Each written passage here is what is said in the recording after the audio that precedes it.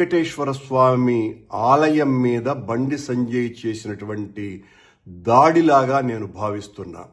దాదాపు 5-6 నెలల క్రితం టీటీడీ బోర్డు సమావేశంలో వాళ్ళు మాట్లాడి బోర్డు సమావేశంలోనే వాళ్ళు ప్రకటించినటువంటి సంఖ్య టీటీడీ ఈవో టీటీడీలో 22 మంది అన్యమతస్థుల్ని గుర్తించాము అని సాక్షాత్తు టీటీడీ చైర్మన్ అయినటువంటి బిఆర్ నాయుడు గారు కూడా ఆ రోజున పత్రికలలో చెప్పటం జరిగింది.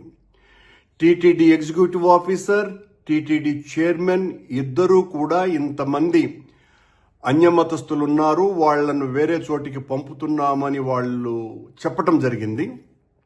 కానీ నిన్న బండి సంజయ్ గారు వచ్చి 1000 మంది అన్యమతస్థులు టీటీడీలో ఉన్నారు అని అంటే మీ ప్రకటన వెనుక కుట్ర దాగి ఉన్నదా? ఆలయ ప్రతిష్ట మంటగలపాలి, వెంకటేశ్వర స్వామి ఆలయ ప్రతిష్ట మంటగలపాలి, ఈ ఆలయానికి పెరుగుతున్నటువంటి అత్యంత జనాదరణ వేల సంవత్సరాలుగా ఉన్నటువంటి ఈ స్వామివారి భక్తుల యొక్క మనోభావాలను దెబ్బతీయాలా అన్నటువంటి వెనుక మీ భావజాలం ఏమన్నా పనిచేస్తున్నదా అని అందరూ కూడా ఆగ్రహిస్తున్నారు.